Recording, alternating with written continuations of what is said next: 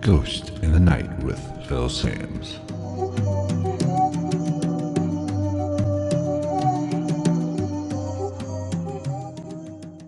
What is going on, everybody? Welcome to another episode of Ghost in the Night, a Hauntings and Paranormal podcast. This is episode 110, and I am joined, as always, or for number two, Dose, Travis, who is my new co-host. We are talking Annabelle, the infamous doll that it was made popular by the Warrens. What do you know about Annabelle?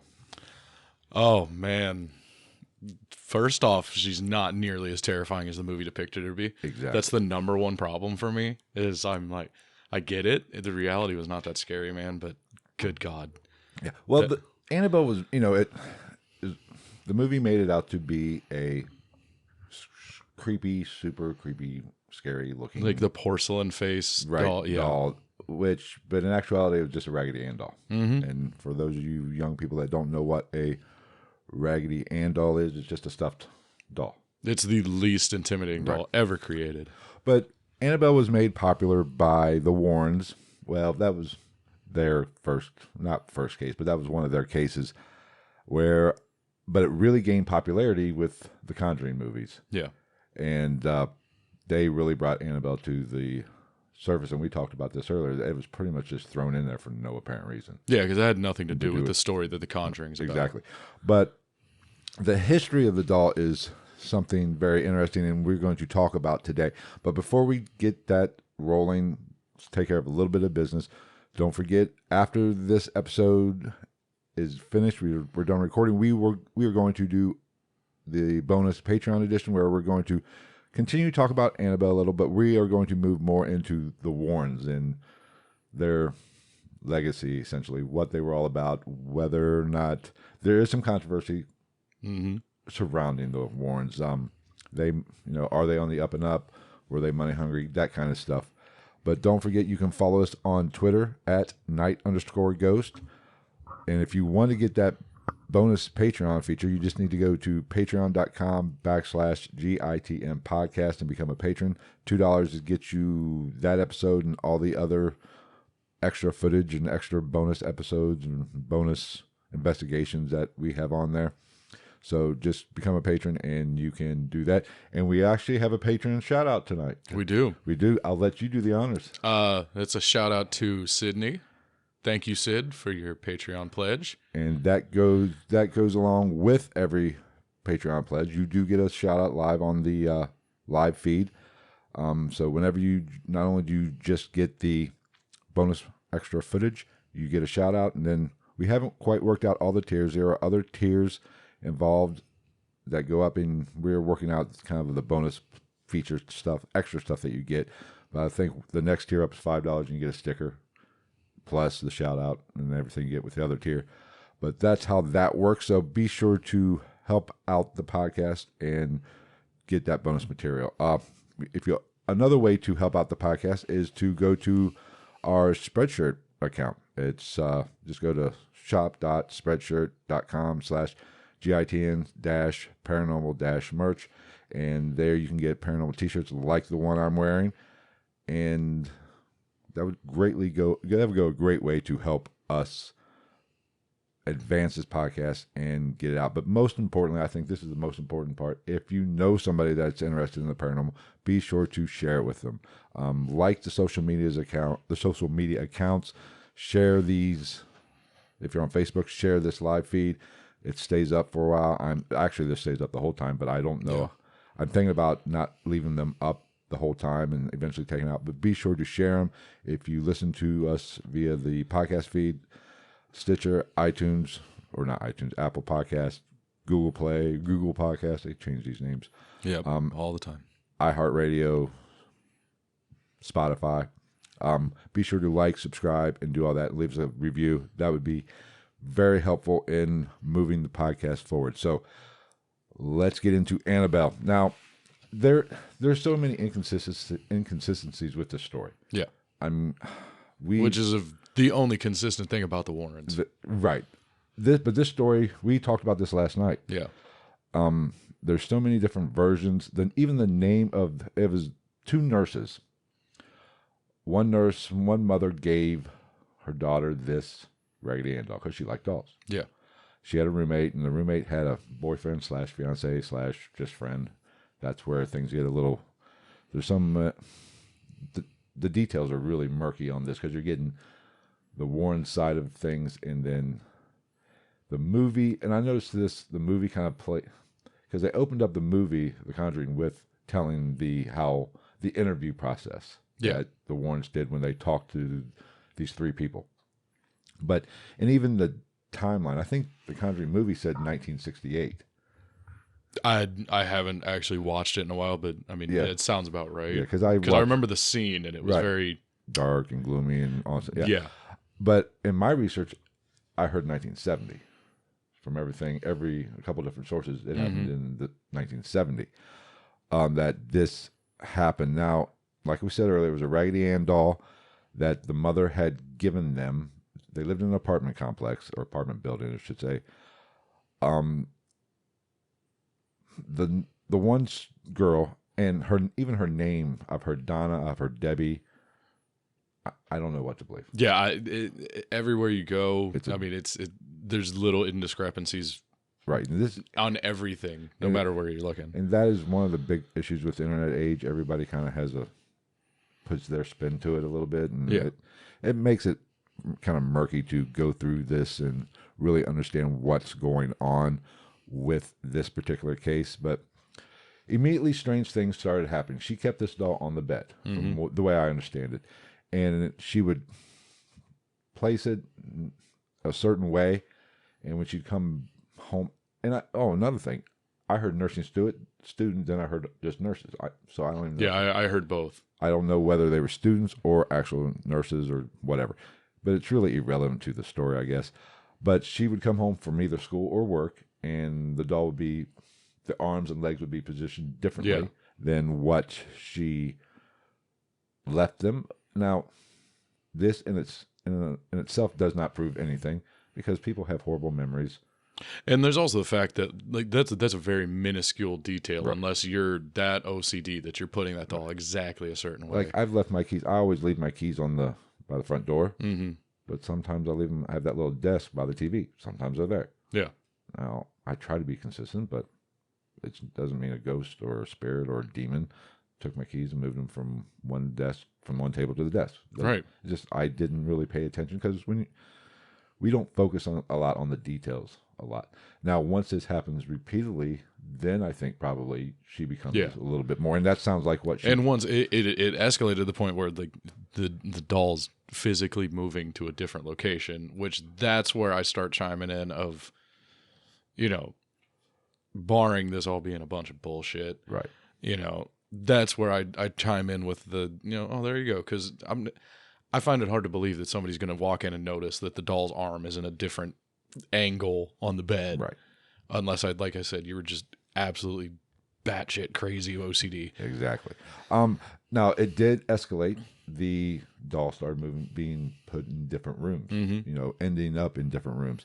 Now I lend a little bit more credibility to that because if it's repeated, I mean, sure, if you get to a point where you're putting it on the bed all the time, you keep it on the bed and it ends up in the living room or the kitchen. Yeah. Okay, that's something in itself. But and you're not talking about a house with kids in it either. So right. It's two adult women. Like you're not going out of your way and playing with this doll on a regular basis.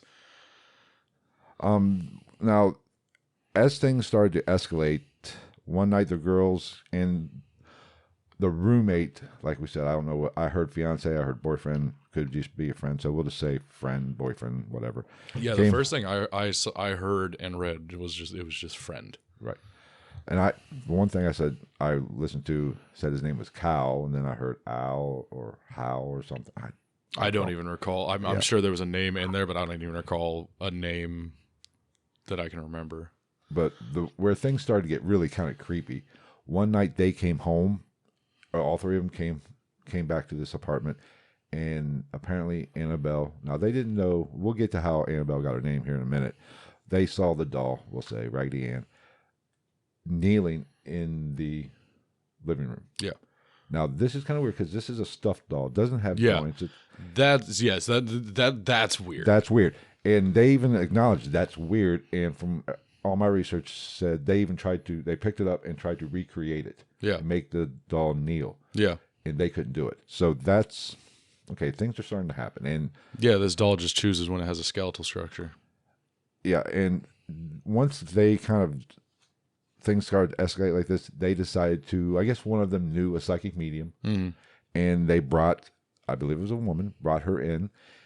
And she, from what I understood, from what I took it, kind of got the sense of a little girl, 7-year-old girl. Yeah. And she identified this little girl as Annabelle Higgins. Yep. Who had died. Now, I heard lived and died on that property. I believe didn't you hear something about a car crash?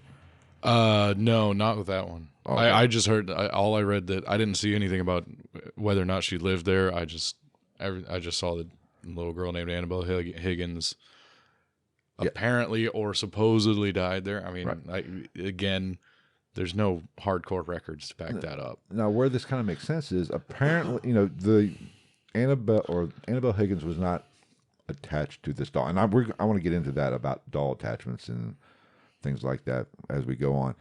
But at this point, Annabelle was not attached to the doll. She just, being a 7-year-old girl, liked the doll. Yeah. And apparently, she was lonely and she was playing with the doll. And as this psychic medium expressed this story to the ladies, and the guy was there, I believe, at the time, they kind of sympathized with Annabelle. Yeah. And yeah, which, okay. I mean, little girls are adorable and all that shit, but no, I'm sorry. Yeah. If you tell me I've got a doll and it's got a ghost attached to it or a spirit of any sort, no, I'm not. They literally said, like, oh, it's okay. If you're not going to hurt us, you can stay here. Right. No. And that's basically what had happened. They basically gave Annabelle permission to, which was a terrible idea because take, I guess, come in or whatever, possess this doll or be attached and to it. live in their apartment with them, Right. as long as she's not doing anything super duper crazy. And these nurses, God love them, weren't the smartest when it comes to paranormal. That is mistake number one. Yeah. Mistake number one. But then they started to humanize the doll as time go by. Which is even worse. I heard they even bought her a bracelet, which I don't know how. Regular dolls were just mittens, basically. It looked like, and had no fingers, just slide right off. Yeah, it was basically tube socks with yarn for hair.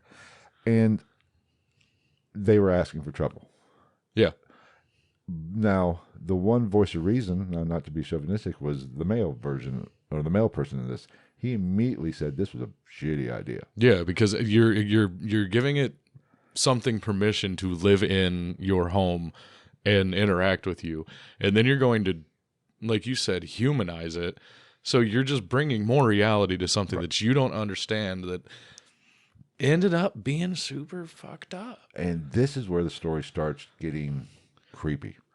The gentleman, from the way I understand it, expressed his concern, expressed his displeasure about how this was not a very good idea. Yeah.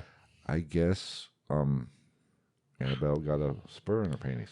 Yeah, he was having him a little siesta one night, and there's two versions of this story. You tell the version. The version I know is that he was asleep, I believe, in a bed. Because I saw something that said couch, but it was one thing. But the majority of everything I saw was he was asleep in bed, and he woke up basically in a state of sleep paralysis. And he sees Annabelle climbing over the edge of the bed. And then Annabelle apparently, even though this doll doesn't have hands, doesn't have fingers, it's just nubs, strangled him. Yes, was strangling him. Yes. And then he passed out. And then woke up and nothing came of it. Like the doll wasn't there. And basically a grown man got choked out by a doll, right doll, by a doll that was the basis of like 99% of the couple's Halloween costumes from 75 to 90. Yes. Now I heard he started having some bad dreams. It didn't escalate to this right away. He started having some bad dreams, some bad feelings in the place. Now I've heard two different versions. Kind of heard your version that you just recited. Then I also heard I watched something with I forget his name, the Warrens' son-in-law who runs their hoaxy museum. Yeah, I know who you're talking about. I don't know him by name. He's married to the daughter. Yeah. But he's pretty much in charge. Him and the daughter are in charge of the museum and I guess everything. I heard him tell the version of the story because it was a video about. There's a big thing. We talked about this too. Annabelle supposedly escaped her glass case. Yeah. And he was kind of going over that, which we can touch on that. We might do that in the... This doll has fantastic Yes. skills for not having hands or feet. Or Houdini. She's a Houdini. But he was telling the story. He got the story. He did not know the Warrens. He had not met the Warrens. I think he met them 79, I believe is what he said. This happened either 68 or 70. So it was before... he knew them, so he was getting Ed Warren's version of the story, which, okay, you're getting it right from the horse's mouth. Yeah. So you think it'd be pretty good. But he explained it as the man just was having a dream. Annabelle never crawled up his leg. It was just a dream. But that was kind of, so I've heard both. I've heard it actually did try to strangle him. Yeah. And I think... he told a story, the one movement part of story, they had a breakfast nook, I guess. Yeah. And I'm sorry these girls never got laid, apparently, because they bring a Raggedy Ann doll to the table. Yeah, right? For eat breakfast with them. Right? You're a grown-ass woman. Get some dick, Jesus. Get your shit together. I guess they were eating, and Annabelle was sitting there, and she lifted her hands and put them on the table. That's what he said, which, okay, fine. That is when, well, that's not the thing that pushed them over the edge.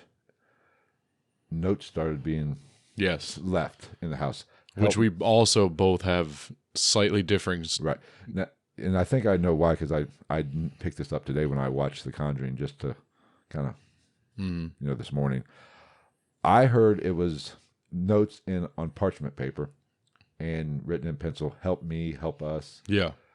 And those are the only two things that I heard. I even heard "help Cal," and I think that was the name of the one source I was. Well, maybe that's what she was doing. Maybe she was trying to help Cal or Kyle or whatever his name is, because clearly his girlfriend is frigid because they bring dolls to the table, and clearly he is not taking the one-way trip to Pound Town. Exactly. So maybe she was just looking out for him. Say, hey, you need to find you some new ass. So I'm saying, like, how do we know? Like, you go pick up the Annabelle doll right now. Maybe there's a fleshlight in the Annabelle doll, and that's what was going on. Maybe that's why Annabelle got so pissy. The girls were Annabelle was machine washable. Yes, but the parchment paper. These girls, and you heard crayon, right? Yeah. Now that's I red crayon was the first thing I saw. That was in the movie. That was in the movie. That's what they portrayed in the movie. Yeah. But these girls, and obviously they weren't too stupid because they immediately didn't jump to Annabelle was writing these notes. Right. They thought maybe the superintendent who has keys to the apartment was coming in and screwing with them. Yeah. Which, is legitimate. So I guess they kind of booby-trapped the place a little. Yeah. When all Macaulay Culkin home alone them. Yeah.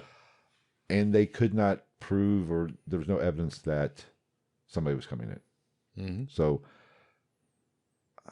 where did the paper come from? Did Annabelle go down? Well, yeah, and consider, because we talked about everything I saw, they said, we don't have parchment paper. Now, the pencil thing, you don't have a pencil?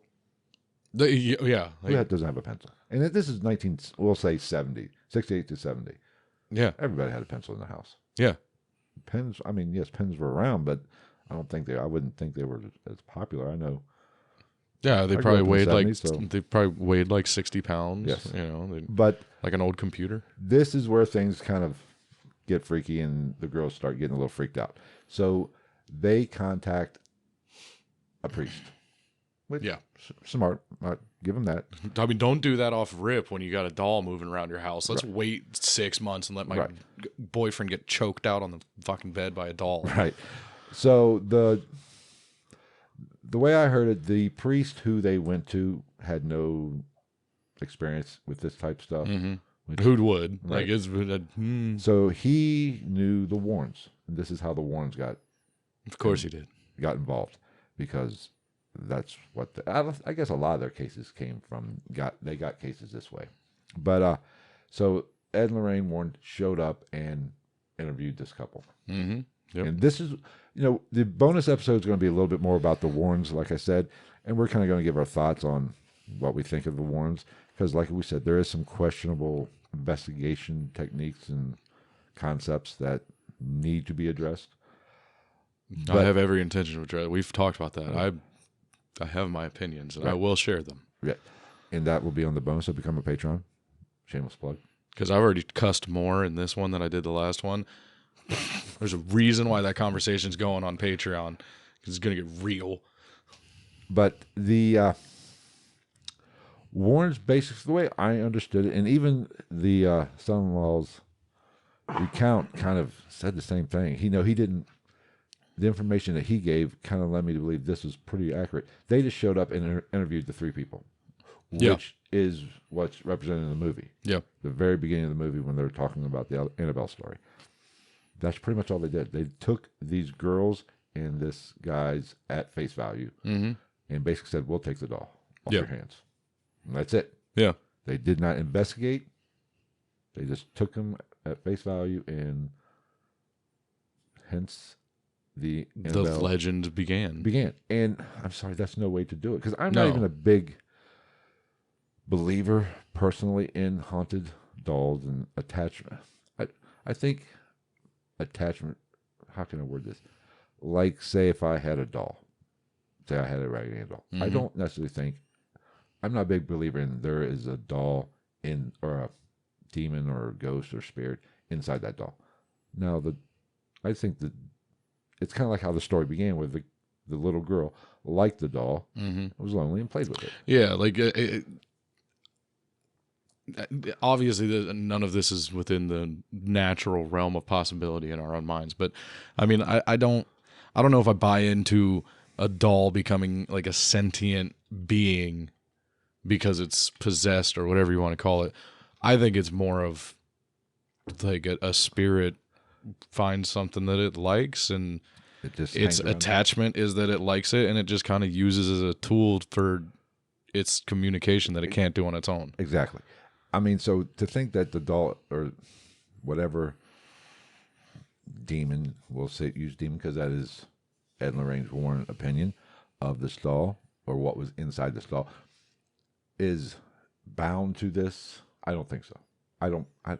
If this demon is so powerful, it would not be bound to that. Right. I don't think we're dealing with like the world's most adorable and cuddly Dybbuk box. Right. But I think it might have it, like you say, it uses this object or what the doll in this instance as kind of the trap. Yeah. It's just like if a carpenter can get a job done with one hammer, he's going to have that hammer and he's going to use it all the time.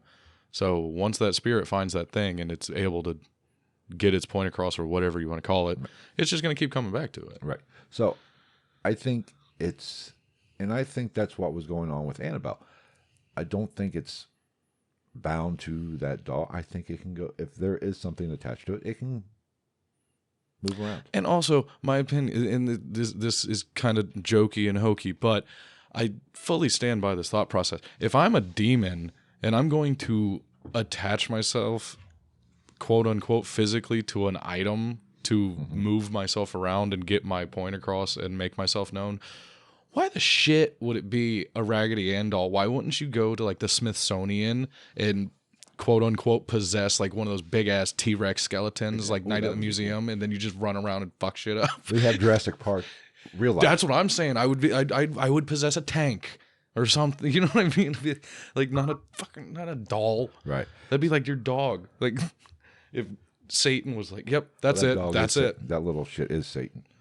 I'll take your word for it. She's just kind of nice to me. She's evil. But anyway, getting back, the Warrens took the doll. They just gave the doll, said, take it. Good luck. Yeah. And which I will give the Warrens that. Even if they're full of shit, I will give them that. If something was going on, they were at least willing to take it off people's hands, which I guess if it's a real occasion. Good on you. So the Warrens were taking this Raggedy Ann cute little doll who apparently strangles people with no fingers, no hands. What a bitch. Took this doll, put it in the car, and there's pictures of Lorraine holding this. I love it. It's, a black and white picture, but Raggedy Ann, Annabelle. Yeah, like there's zero things ominous about it at all.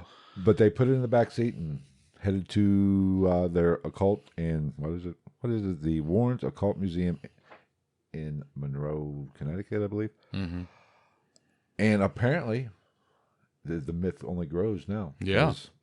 Apparently, Annabelle, Raggedy Ann, does not like cars. No. Or modes of transportation, because shit gets real with transportation with this doll. Apparently, Ed and Lorraine had car trouble. It would stall 2, 3. It stalled like 3 times. Mm-hmm. Now, it wasn't like, I didn't see the movies, but they were talking about, I guess, they showed that scene in one of the, Annabelle movies or Annabelle Creation. Yeah, I haven't sat down and watched one in so long. Yeah. I guess they showed this scene, and it was like turned into a car wreck, but... Naturally. Hollywood kind of played it up a little bit. Apparently, you got dolls choking people out, you might as well wreck your car, too. Yeah. Well, we'll get to that. Trust me, we'll get to that. Yeah. But the car stalled, had some problems with the brakes, mm-hmm. and apparently, they felt a demonic presence in the car. You just thought you were going to die because you didn't take your Plymouth to Valvoline on time. That's what happened, Ed. But luckily, Ed was always prepared. Yeah. He had some holy water right there. Why wouldn't you? Splash some holy water. I mean, most men have condoms, but he had holy water. Smash that, splash the Raggedy Ann doll. Oh, one thing we didn't, we got to get to. I forgot, I missed it. The blood. The girls did come home and thought they saw blood on the doll, on Annabelle's hands. Red hands. So that's something. So things got creepy. Anyway, getting back to the story. They had car trouble. He splashed holy water, and all was good. Yeah. Took it back to the museum, which I think at the time was just their house. I think they have an actual location now. Yeah, I remember because the first time I ever saw anything about it, it was basically like it looked like a converted garage or room in their home. Yeah. And they basically just took Raggedy Ann, Annabelle Higgins, and just sat her on a rocking chair, I guess, or sat her on something, and left her there.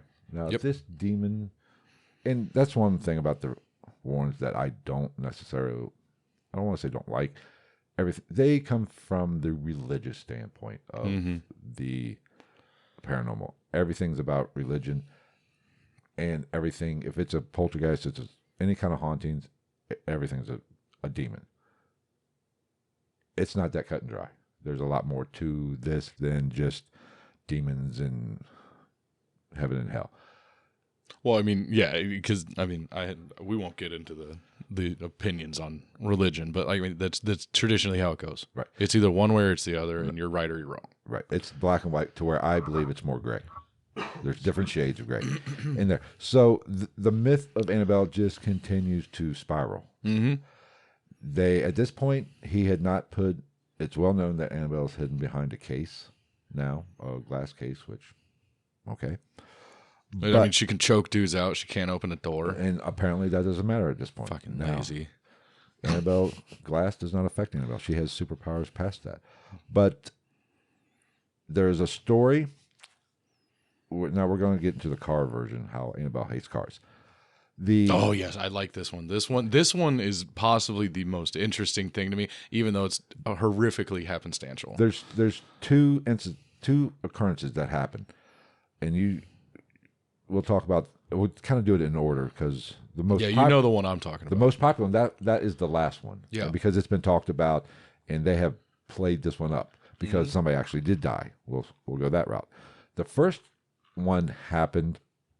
Actually, there's 2 incidents with the car. The very first incident that I heard about was, I believe, a cop or a sheriff or deputy came to visit. Oh, yeah. Came to visit and just talking, shooting the shit with the Warrens. Yeah. And he mentioned, hey, I heard you have this Annabelle doll. Can I see it?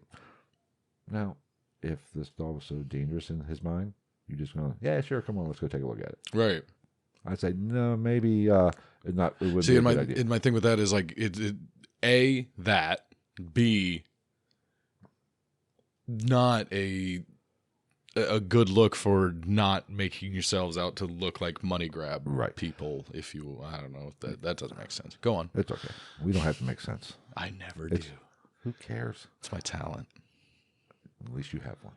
I don't. I have a couple. This deputy, he took this deputy cop, whatever, down to look at it. But in the real story, the deputy, the phone rang, and Ed said, "I have to go upstairs. I'm going to leave you here with with Annabelle and all the other haunted things." Yeah, because there's I don't know what it was like at this point in time. I don't know exactly when this happened, but like they had a lot of shit in there. Right, 71. They started, I believe, in like 52. Yeah, like they had, because I saw it on TV back in the day on some show, and like they had a lot of shit in that room. But after he went upstairs to take this call, and I guess the way I kind of heard it, or it was explained, he come downstairs and the guy was white as a ghost. I mean, something happened. Yeah, because you left him in a room with a demon doll. He came upstairs, and naturally they said, What's wrong? Everything okay?" And he wouldn't say. He said, "I'll only tell her," referring to Lorraine. And Lorraine took him to another room, and that was it. Lorraine never told Ed what the guy said happened. Yeah. Which sounds nice. See, and I hate how all this stuff get I don't know how to say it, like perfected, these stories, because like in my mind that's not how that went. In my mind, Ed comes back and the guy's in there looking terrified, and he goes, "Lorraine, something happened," and she's in the background, "I fucking told you so." Like, right. So, and I believe the guy, maybe the story goes, maybe he did provoke a little bit or kind of question Annabelle's powers. Which, yeah, because from everything I've researched, like basically if you even are in the room with this thing and you're like, "I don't think you can do it," she gets pissed off. Right. So that's that first story. Now, later on, a priest comes by, stops by for a visit, bought a brand new car. Yeah, but which is an important detail to this story if you want to like go down the road of this being fact. Right. Shows up, said, "Hey, I just want to show you my new car. By the way, let me see this Annabelle doll everybody's been talking about." Sure. And at this point, Annabelle was not in the case yet. She was still, like in a little chair or something. Still just sitting there. And I guess this priest, being a holy roller, got a little big for his britches, picked up Annabelle, threw her in the corner and said, "No demon is as powerful as God," and kept repeating that. And Ed said, "I told you not to touch him or touch her." Yeah. And he kept saying, "No demon is as powerful as God." Well, very well true. No demon probably is as powerful as God, but he's powerful. She's more powerful than your ass. And apparently he left, said, "I'm out," and got in his car and ran down the road and apparently headed into a semi. Yeah, because that happens. It happens. And did not die. He lived. And he stated that the last thing he saw before he lost control of the car, he looked in the rearview mirror and saw Annabelle in the back seat. Which I want to be a fly on the wall for that one too, because I want to see a holy man get real unholy when he looks in the rearview. What the shit? That would be fantastic. Watch the blasphemy start flying. Yeah, that's what I'm saying. Like that's where you get the true colors. Your black and whites are coming off real quick in your brand new car because you work with the orange and you got Warrens and you got a blinged out rosary. Be like the prayer on Eastbound and Down we just watched. Yeah, with Matthew McConaughey. He said, "I fucking love you so much, God." You fucking rock, Jesus. But that is, so. And actually, the story goes further. I guess, I believe the son-in-law was telling the story again, and apparently they were good friends with this priest. And yeah, like I said, he did not die. I guess they were giving a lecture, which that's one way they made money. Which I will interject. I feel like to me, kind of decredits that person a little bit because like he's a little close to the yeah sees the inner workings. He's behind the curtain a little bit. Yeah, but well, go on. The way he said it is, and they had the old projector, the with the round thing with project on whatever. Yeah, it looks like pictures. Looks like a shitty old air filter on top. Right. When it came to, they were talking about Annabelle. Had a picture of Annabelle up on the screen. He just looked down and would not look up because it was a nude of Ed Warren. No, it was not. It was Annabelle. Spread eagle. Whoops. Sorry. How'd that get in there? No. Damn it, Lorraine. Days before camera phones, when pornography was much harder. When you just have to draw your dick and send it to your loved one. Yes. But so that, that story, I'm not completely buying completely. And that one's so, and it's just so minuscule. You know what I mean? It's just such a small detail. Like who knows? He looked down when the Annabelle picture. Yeah, maybe he had to sneeze. Or maybe he looked over and he saw. Never mind. That's too far. Too far. Now, okay, so that's the first. The second one, which is the most famous one, it's been recounted, I believe, Ghost Adventures, one of their live Halloween things. Wait, and because this one's fairly recent. Yeah, which I think is why it's so big, is since the creation of mass TV and all this shit where you can get this information, it happened. I guess I should say after the priest incident is when he built the case and put "do not touch" under any circumstance in creepy font. Now, they run tours through this museum. And like I said, this next one is the most popular because, like I said, it's been probably, I think I heard it, they talked about it on Ghost Adventures at one of their live events. And the story's been recounted. Yeah, because I think that may be where I saw the actual museum, quote unquote. Like we said, it's fairly recent, but it was before 2006 because I think he had died in 2006, somewhere around there. Yeah, I'm not entirely sure. I think so, but he was still alive because he kicked the guy out. Apparently, a guy and a girl were on this tour, and when it came to the Annabelle time, I guess the guy kind of was trying to get laid and was poking the bear a little bit. Showing his ass a little bit. And he called out Annabelle, said, "If you can do something, do it to me now." And naturally, Ed got a little pissy and kicked him out. Yeah. So he hopped on, an important fact, they hopped on the motorcycle, which motorcycles are dangerous, kids. But the girl lived. The man did die. But they ran into a tree. Mm-hmm. And the girl testified or whatever, stated in her statement, said they were talking about Annabelle and kind of making fun of mocking the whole situation. And then they ended up running into a tree. Which my other problem with that is, why were you talking about how you think Annabelle's bullshit? You weren't talking about the fact that your hard-ass boyfriend is over here tough-talking a doll behind a glass case. Yeah. He's like, we're going to talk about this when we get home, Sandra, June, Joe, Bob. Yeah. You get off my back. But now, whether either one of these accidents happen, is it just coincidence that they happen to be? Yeah, and see, and that's where the curiosity comes in, and everything kind of, I don't want to say adds up, but like, even if you don't believe in this stuff, because I'm very on the edge of, like, I want to believe in this doll just because like it's it's kind of cool. It's fun. It's cool. But like, even though like I don't believe in it in the way that it's being portrayed in film and stuff like that. Right. There might be something going on with the doll.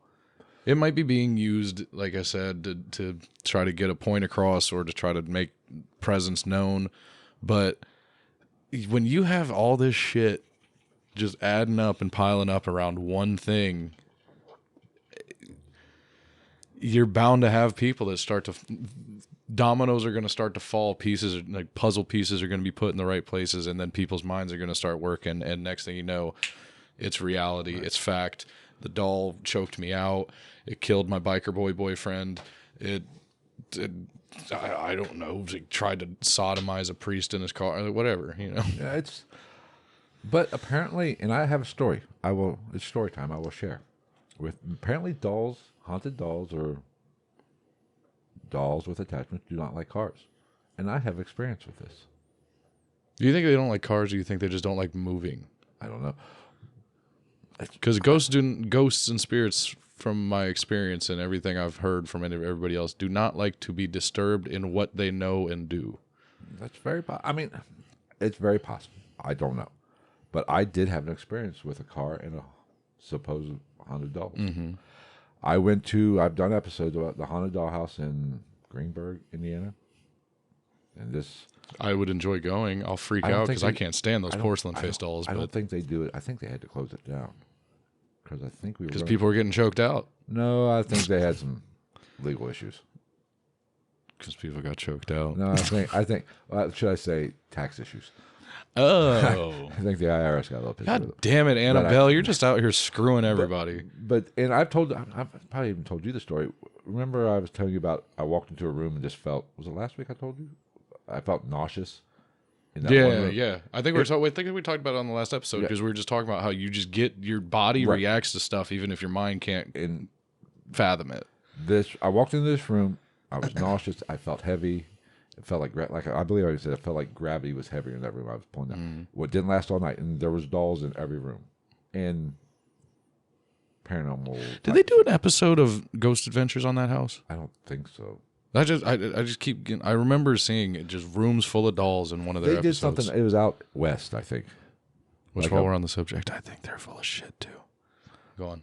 They are, but that's beside the point. That's a topic for another day. We can do a fucking 24-hour live stream of us talking shit about that. Yes.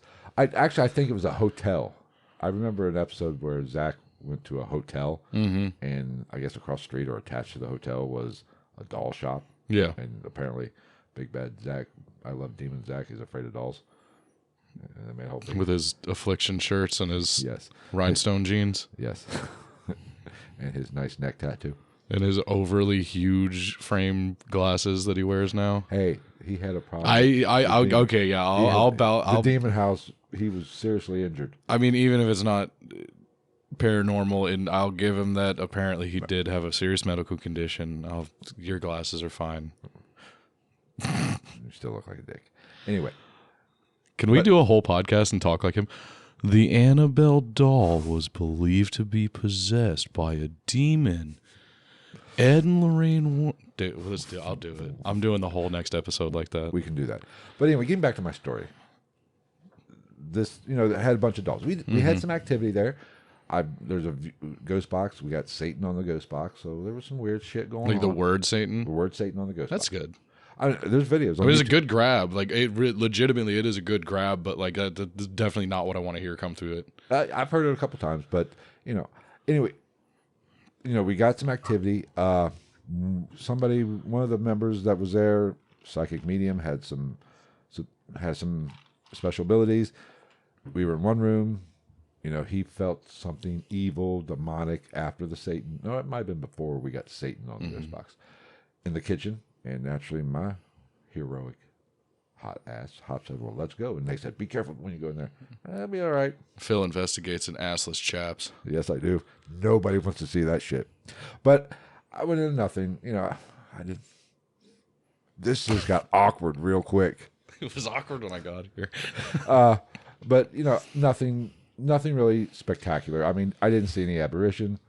Excuse me. I didn't see any apparitions. Not a lot. We had some interesting EVP type stuff, but I couldn't confirm it because there's a road outside. Which place makes things a little bit more difficult. The number one, what's the word? Like interference. There's always a road. Yeah, I like to use the word contamination. Yes, that's a perfect word. It's literally. I swear, it's always traffic. So it wasn't, concise on what we had. I don't know what we had. I just had what I felt in that room and what we kind of got on Ghost. Which can be like, you can follow that and trust that a lot more than a lot of other shit. I trust that more than, that's why I know there was something there, not the Satan in the ghost box, because that can be anything. Everybody heard it, so pareidolia is a little off the table a little bit. We all heard the exact same thing, and it was, like I said, there's a video on YouTube about it. I think I even played the actual footage of that when we got it. If I'm not mistaken, I'll go back and look. But anyway, I got in the car to leave. We were done for the night. Mm-hmm. Started the car. It was in the wintertime. Oh yeah, you did tell me. It was the wintertime, and it was a newer car. It was an Equinox. I didn't want to drive my old beat up truck to Indiana. Right. And get stranded. So I drove the Equinox, and sitting there, everybody starts to pull out.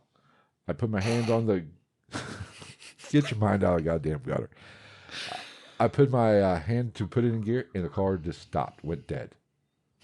Turned off, lights turned off, everything. I'm like, mother. Oh, the electric turned off? Everything turned off. Huh. That's weird. So naturally, I, turned the key, fired right up, and everybody I was with had already left in their car. So I, and then we were going to a gas station because I was hungry. Everybody, party outside. That we were going meeting at a gas station because I needed to get something to drink, and because like 3:00 in the morning, right? Give me. You got to get a hot dog off the roller grill that's been there since June. Yes, and just get some caffeine in me and roll out. So you don't go Catholic priest with Annabelle on your way home. No, I did not. So I it's fired right up, put it in gear, and went to and didn't have any problems. But that was about an hour drive. I was like, what the hell's going on for about an hour? Especially in that scenario because you have that whole hour by yourself to just sit there and be like, 3:00 3 or 4:00 in the morning, not a lot of traffic. Right. I'm like, shit, what the hell was that? And it never happened again. Right. It was just a one-time thing. Mm-hmm. Now and the fact that the electrical components of the car also turned off, that's weird. Maybe I should have looked up. Maybe there was a UFO above me. Very possible. But if I remember correctly, E.T. Eddie Torres, the extra testicle. Because a lot of those type places like that, they do a walkthrough if you want. They'll kind of give you the backstory of what's going on. Yeah, the touristy side of it. Right. Yeah. And I kind of like to do that stuff. There's a lot of people that want to go in blank slate. I kind of like to know because that way I kind of directs me in a way to take the investigation. Yeah, like I want to go in. I want to go in blank and blind if it's like a place nobody knows about and I've never heard. You know what I mean? Right. Like then I don't want you filling my head with this or that. Right. But if it's something like I say both. Trans-Allegheny stuff like that, like anybody that's in this world and likes this shit knows what's going on. So I believe there was actually another incident where maybe it was a car wreck. Don't quote me on this, or car trouble from somebody else experienced that kind of stuff. So maybe there's something about haunted dolls and cars.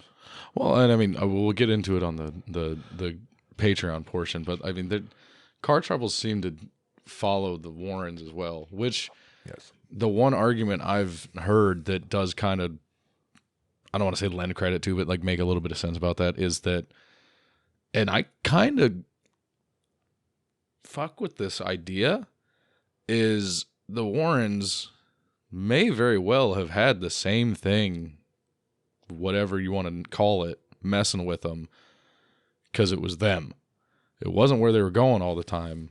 I saw a very compelling story about it might be the Warrens that had a specific something that didn't like them and went pretty much everywhere they went. It was attached to them. Yes. And they took it like luggage. Yeah, because it doesn't have to be the doll. It's just like that. It was the paranormal version of herpes. Yeah. Well, it was just like that. I put that meme on the Instagram, and I stand by it. Yeah. It's not everybody. Everybody wants to have the cop out of having an item or a location, and it's not always that. It can very well be you or me.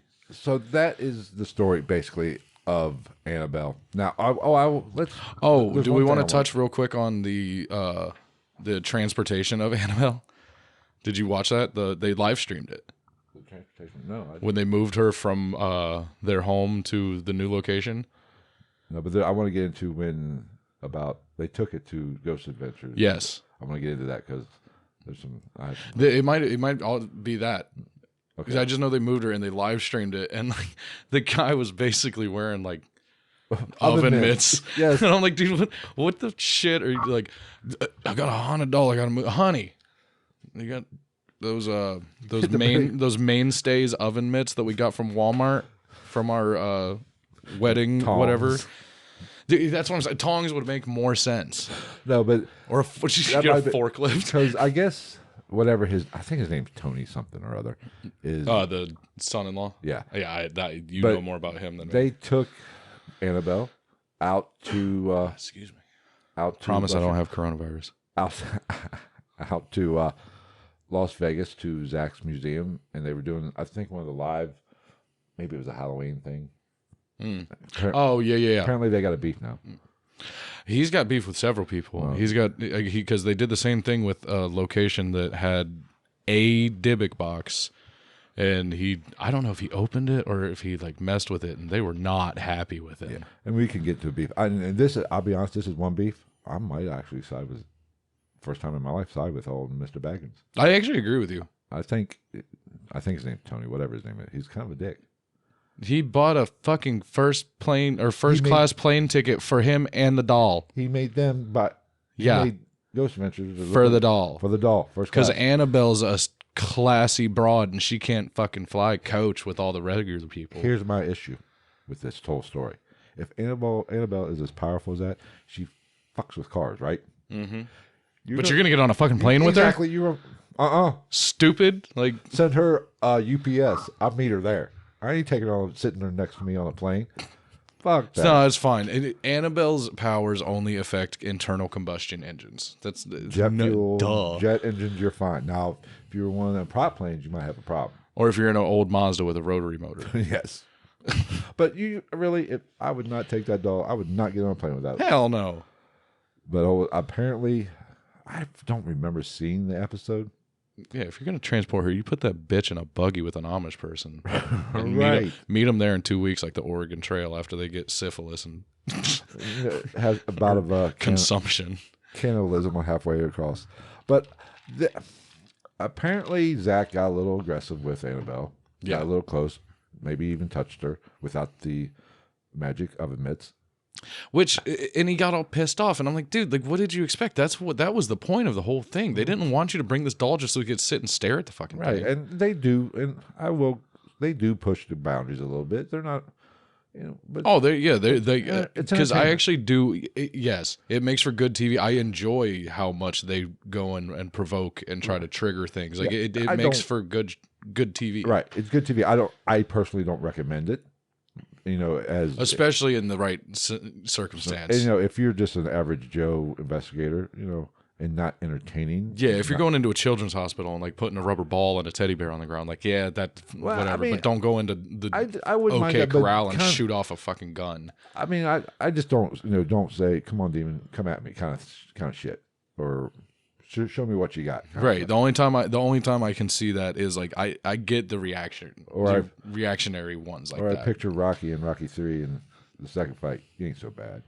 Yeah. That's I don't recommend somebody doing that unless you know what you're doing, or you're ready to deal with what might happen. You're ready to face the consequences and be all right with it. Yeah. I mean, because I personally break a lot of rules just because I want to test the boundaries, see where I can go. I mean, I've used Ouija boards, and I've not closed them properly. Does something happened and you freak out a little bit? No, not because you just did it just to see, because they say if you don't close it properly, it doesn't close the portal. Right. And I've used the name of the demon that is supposedly comes with the Ouija board. I believe it's Zozo. Oh, you see, now we're fucked now. I have no problem. I'll say it. But I'll say Zozo, Baal, Beelzebub, Behemoth. Like, I don't give a shit. I personally don't. I'm a big believer in, they don't necessarily have as much power as they think over us. I think people exactly. I think people. Okay, so we'll get into this one real quick because we are running. Do they have that? They can. But I think a lot of it is people go into these situations and they're just like the girls that were cool with Annabelle, staying in their apartment and nocturnal emitting their boyfriend. Some people are just too open and too willing for that shit, and it's like they want it because it gives them something to talk about, and it's not the entity immediately that's fucking you over. You're doing it to yourself.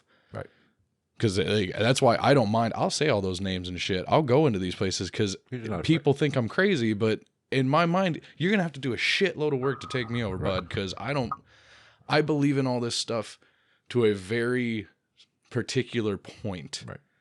And all that stems from and is wrapped around me. I know me, and I know what's inside me. And you're going to have to try really hard to get inside me, but only if you're a ghost. Yes. There's way too many sexual overtones in this Doctors podcast, over 35. But there is something to it. If you, from what I've noticed and what I've experienced, if they only go after the weak. And Yeah. That's kind of mean to say. So if you've been possessed, there's no way around it because you're weak. Yeah. Or have, not necessarily weak, but have issues. And like the Lost episode that I aired Thursday, that I was at a very vulnerable, very we've talked about that weakened state. Yeah. And if something was going to take over me, or something was going to, attach to me, or it would have been at a time like that. It would have been a time of that because I was at a weakened state. Because when you're in that moment, like you're almost going to accept it because you just want to feel something other than what you're feeling. Right. But maybe I'm just that much of a badass that knew it was only a matter of freaking time before I was going to come back. Right. But I've always said, demon doesn't want to get inside my head. I don't even want to be inside my head. I mean, that's a danger. He'd probably, if a demon got to me, he said, "Oh, fuck." You know what it'd be like? Have you ever seen Scary Movie 2? No. There's a scene. I have a life. I'm sorry. There's a scene where they go into this haunted. It's a spoof of Haunting or House on Haunted Hill. Right. And there's a scene where this fucking dude goes into his room and there's this like full size human sized doll of a clown, and the doll ends up like dragging him under the bed, and then you hear him and he's like, ah, and then he's like, wait, what? And then the clown comes out like, ah, and you see this big fake dick come and wrap around his neck and pull him back in. That's what happens when demons get into our heads. All right, we are running a little long. We're going to get off here and go to the Patreon episode bonus, or continue the conversation on Patreon. So if you want to find out what we talk about, and let's be honest, we're probably going to give our true, honest, unfiltered versions or opinions of Ed and Lorraine Warren, what we think about them, and what we think about Annabelle. I think everybody kind of got the point of what we think about Annabelle in the past hour.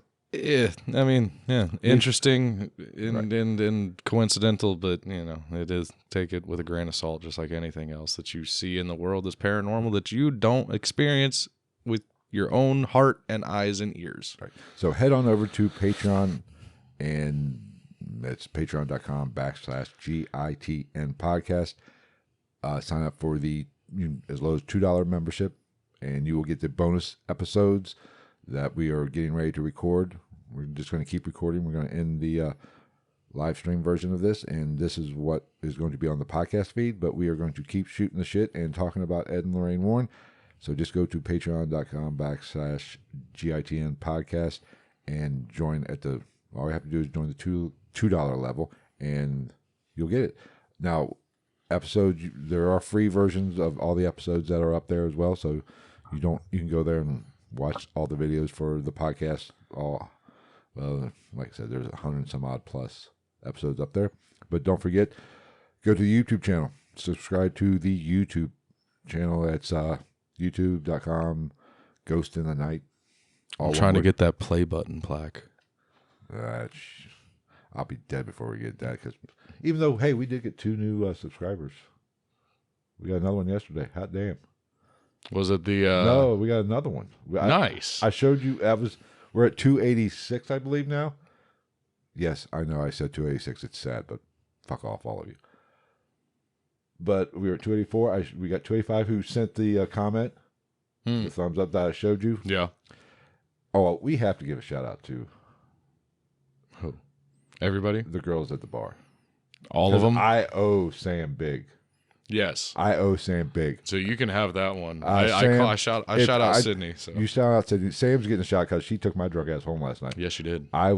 Without even question. Like, just instantly, yeah. Well, she offered. She said, "You're going to stay." It's on her way home, too. Yeah, she said, "You're going to stay till close?" I said, "I don't know. I got to drive home. So I better not stay till close." She goes, "We'll get you home." I was like, "Well, okay, then." About if we're getting close, I looked at it. I said, I was at that point. Yeah. Because you quit.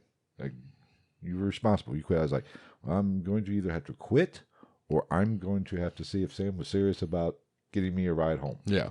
And I said, Sam, if I continue to drink, will you give me a ride home? She said, well, yeah, because absolutely. she asked if you wanted another, and you said, well, You're right. well. She said, no, I got you. I said, okay, then I'll have another. Now, granted, of course she's going to say yes because she got an extra probably $10 from me, but God love her. She didn't have to do that. How many bartenders do you even know? Oh, those girls are giving me rides home when I didn't even buy a drink. And I even said, this is so freaking embarrassing. We got in the car. I said, I'm so sorry. This is so freaking embarrassing. She said, don't worry about it. I said, I'll say we both know Sam. So she dropped me off. I said, thank you. Be safe. And I owe her big time. So, yeah, shout out to Sam. Shout out to Sydney. For the new Patreon. Yes, sweetest human being in the world. Love your face. Shout out to Nikki. Yes, Nikki was... The old Nikki Six slanging them drinks. Yes. So that was my story last night. It got ugly real quick. It was one of those that snuck up on me. I noticed. I was fine, and I went up to use the bathroom, and whoa, the room was like... It's funny. Once you stand up, that's usually when it comes to get you. Maybe I should have remained seated. I'd be all right. So we have to actually end this podcast and do the bonus, and then we got to go get my freaking car. And I got to go to work. And he's got to go to work. So that's why we're recording early. So sorry. It happens. It's my fault. It's okay. It's always my fault. Thank you for listening. Don't forget to subscribe. That's what my mom said. Don't forget to subscribe, rate, review, leave a comment on YouTube, subscribe to the podcast feed, become a YouTube subscriber as well. Anything you can do to help grow this podcast would be greatly appreciated. Don't forget about like I said, the Patreon. And for those people who are listening to the podcast through the week, it'll be out on Monday. If you want to catch the live version, we do those on Sunday, generally at 6 o'clock. We had to do it early today because Travis had to get to work.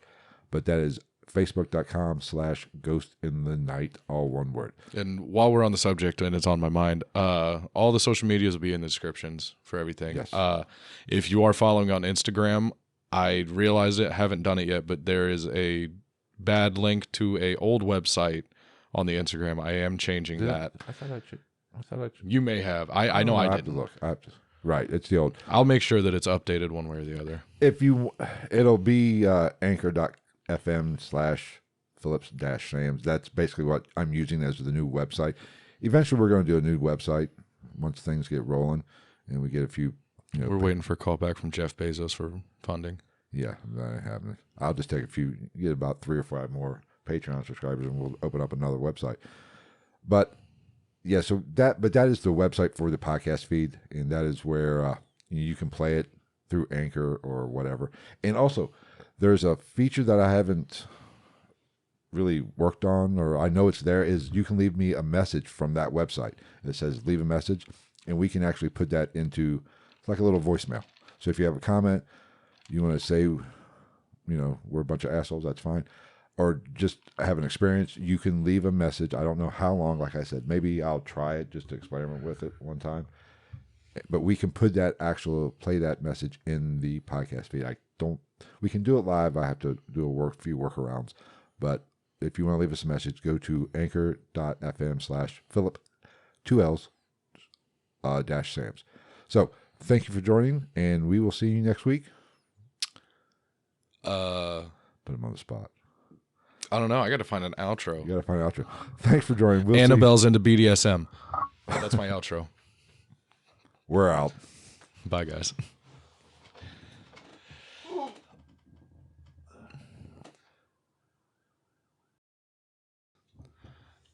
I'm doing it. I'm recording an intro to the Patreon.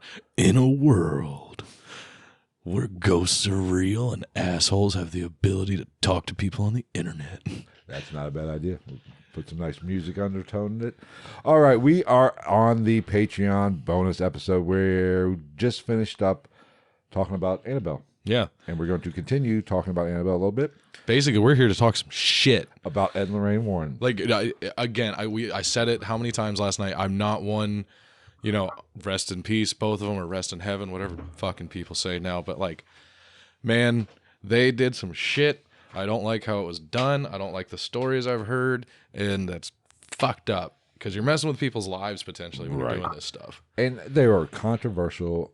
And, I think there's some questioning investigation techniques. Of course, it was the if there was investigation at all. Right. It was the 50s, 60s, and 70s. They didn't have... Which makes it even worse. There's so little documentation of any of this shit. And even if there was, it's fucking gone now. That's the worst thing about the fucking Warrens. Yeah.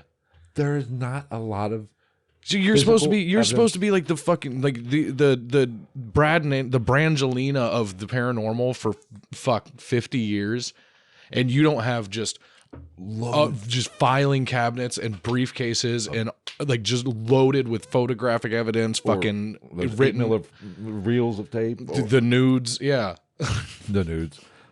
I'm sure they have. See, watch. I bet. Look, they don't have all their documentation, but I bet you like somewhere like buried under a fucking floorboard of their old house, there's like hand drawn. Draw me like one of your French girls, Jack. Like fucking just Lorraine. Just oh god, I just threw up a little in my mouth. Spread eagle, like take me, fuck. Ed. Take me like Annabelle took care. Oh god, no. But they're just like in the movie where Conjuring, we talked about it earlier. They had, which you have to do. You have to document the haunting or the activity and take it. Because if you don't, it's all going to be bullshit forever. And they take it to the priest to get them to approve the exorcism. Yeah. Oh, yeah. You don't. Yes. Thank you. Because I've heard a couple of times that Ed Warren did at least one exorcism himself. And it was supposedly the Conjuring one. Well, that's what fuck off, dude. Like, that's not how that shit works. Like, and if there was any priest anywhere near that, that would not have gone down. But I don't know how, but in the movie he showed the evidence to this priest, and he was going to send it to the Vatican, and they had a nice video, or not video, but 8mm reel of evidence of where the fuck is that shit? Yeah, where is it? Well, it just gets misplaced, right? Odds are they didn't have it. It was their opinion. And I guess Ed was notorious about not giving up, keeping everything close vest, not really just... Which just leads me further down the road of they're just full of shit. If you're that confident in what you're finding and what you're doing and you think you're helping people, you're not going to hide that shit. Right. There's a lot of fuckery going on when it comes to that. Yeah. And and it's... let's see, where do we want to start? I'd love how I cussed a lot more in this episode, but I love how as soon as Patreon hits, fuck shit, fuck ass, fuck bullshit. We're on our natural states right now. I think there is something to the. I showed you the analytics for the video or last video. Yeah, and I said our watch time higher is than good. most, yeah, but we don't have a lot of views. Right. I think they do kind of stunt the searchability of it. What's that? Like if you say fuck a lot, they don't put you up in the rankings. They don't show it to as many people. Yeah. Because, I'll show you right fucking now. That video... Well, I mean, which is why things like Patreon are a thing now, is because all the comedy podcasts and like, not even just the comedy podcasts, the murder porn ones I listen to, there's a paleontology podcast, they all have a Patreon, is because if you slip up and you say fuck one too many times, or you say something shitty about having a bad sandwich from Wendy's, shout out Wendy's, I love Wendy's, like they pull you off suggestions. I mean, there's no excuse if their algorithm does listen, your watch time plays a big role in it, and your likes play a big role in it. Well, it does it. And even my I watch almost exclusively YouTube, and me, I listen to all kinds of comedy podcasts, and like Matty Matheson, the dude's basically my hero. Right. Like, and he's a foul-mouthed tattooed chef from Canada. I love him. All the comedians I listen to are foul-mouthed. But I shit you not, I go home and cut on my PlayStation or turn this on. I might get like a Tiger Belly clips. Right. But other than that, it's all like Survivor Man and shit that is PG. Like my Native American episode, which was before you came aboard, 96 views. Mm-hmm. World War II Aliens did not get a lot of views because apparently it sucked, I guess. Fucking conspiracy. Like the On the Hunt episode from that last investigation did 54 views. Yeah. Demons in DMT, which was what, 2 weeks ago, a week? Yeah. Which a week before we did our first one. Right. We don't get a lot of views on YouTube because for some reason I don't know, because we only have 286 subscribers. 24. Well, YouTube's just such a massive platform. Right, there's so much shit out there. 24 views. And then we come to our episode last week, 9 views. 2 comments, or 1 comment, one of them comments to me saying, hey, dude, thanks for subscribing. Yeah. 3 fucking likes. That's the most likes of any last 7. See, that's what I'm saying, man. Like YouTube, they have an algorithm. I don't know how it works. And the watch time of that video. But the likes and the subscriptions and shit, that is it. It's not even like the views. Yeah, the views are the views. You want the views, but like it's all the liking, commenting, and subscribing. That's what grows everything. Because if you're not getting those, they're not putting you on people's homepage, whatever suggestions or whatever. Call it. Yeah. So, but the watch time of that video is almost 2 to 3 times more than any of the other videos. But yet it's only got 9 views. Yeah. So I don't know. So maybe there is something to. We said fuck a few one too many times, and they just said fuck. We're not putting it up. I don't know. See, and that they're gonna hate this motherfucking episode. Bitches. No, but they don't have. Getting back to the Lawrence, they don't. I think it was more about the fucking money. Oh yeah, it was. They needed money makes the world go round is the truest fucking statement. No matter who you're talking about and what they do, they needed to sell They were selling fear. Right. They were profiting off of the fear of others, especially in the time period. Because like you said, they started in like the 50s, right? And Christianity, Catholicism, like just in general, religion was much more relevant back then. And if you walk into a Christian or a Catholic household in the 50s and 60s, you say there's a fucking demon there, they're going to flip the fuck out, and they're going to want you to save them. Save me. Right.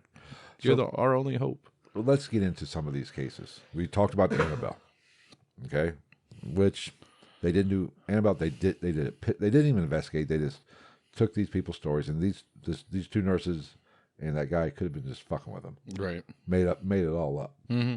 And when you're dealing with something like that, like we're both all for like running with your own feelings and shit.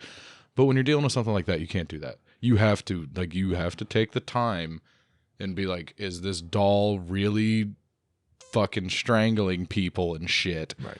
Or you can't just walk in and be like, it smells like ramen noodles and I don't like it. This thing's fucked. Like, right. But, so I don't know. They did not investigate that case at all. No, they didn't do shit. They just basically just walked in and were like, yep. What's going on? Okay, we'll take the doll. Yeah. And that's it. Which, the only legitimacy anybody you can put behind that is the fact that there was a somebody that said something that was there that actually put in some time, which is still potentially probably bullshit. Right. So you can't do that. It doesn't work like that, man. It's like I said, you're fucking with people's everyday lives, like, and you only get one of them. So if you're out here fucking people's lives up, then you're a dick. All right. So let's go into their most famous case, the case that really made them a household name, the Amityville horror case.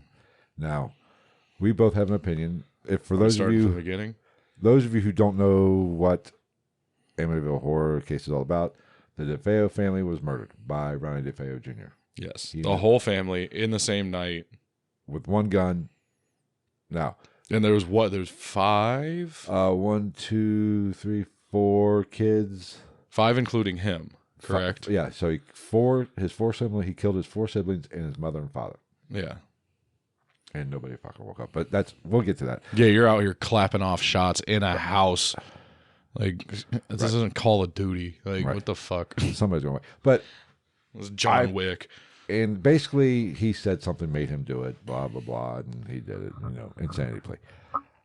Now, you and I both probably agree that, now, the DeFeo family they were mob connected.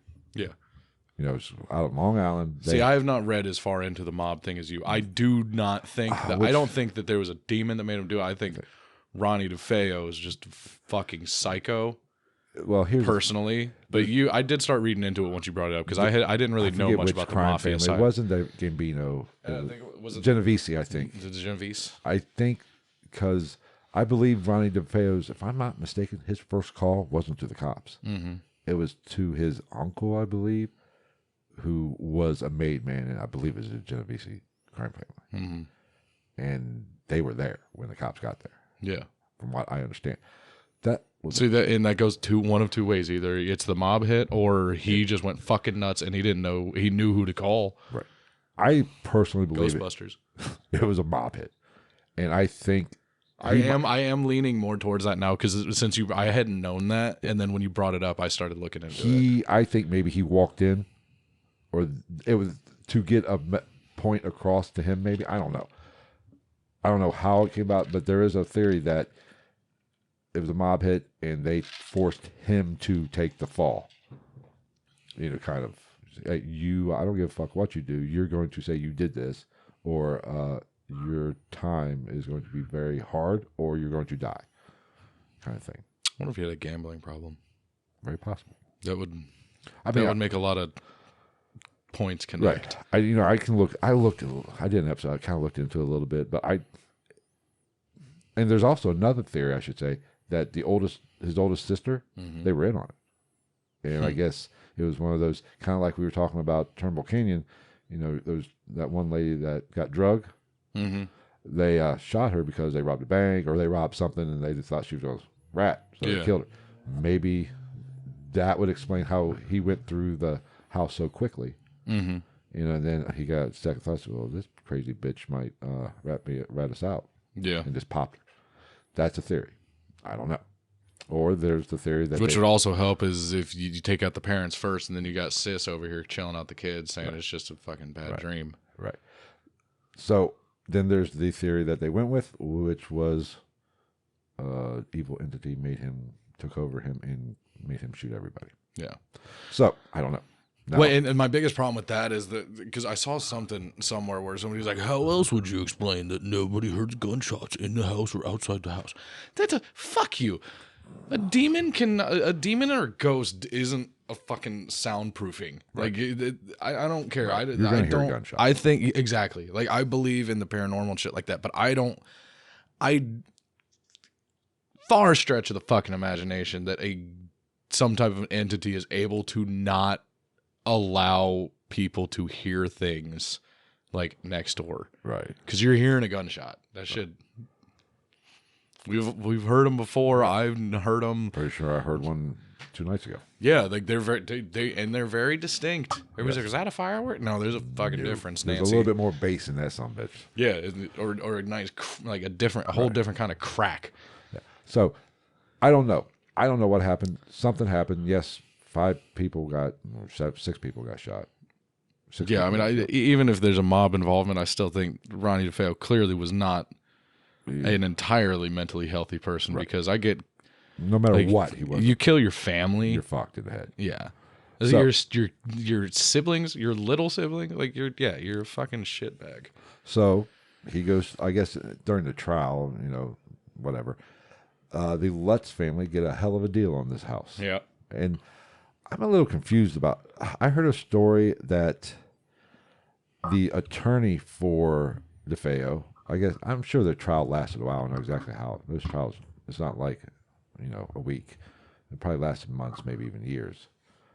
So I would assume that he was still on trial when the Lutz family moved in. I don't know because that's what makes. Yeah, I don't know the time. Because I did hear a story where the attorney for DeFeo got together with the Lutz family. Yeah. And we're drinking, talking, and kind of basically came up with this whole story. Yeah. Of, to help DeFeo's, he was possessed or taken over insanity case. Did it really happen? I don't know. The facts that I do know is, what is his name? George Lutz? I think so. Was the stepfather to the kids. He was into some dark shit. Did a black magic practitioner or whatever it's called. Practitioner. There we go. Yeah, like that's known. Yeah, that's a known thing. And so I don't know when it comes to the actual Amityville. And the Amityville horror movie is about the Lutz family. It's not about the DeFeo. Mm-hmm. Now, I'm not sure. I don't know what to make of that case. I think it's one of those things, man. Because my whole thing is like,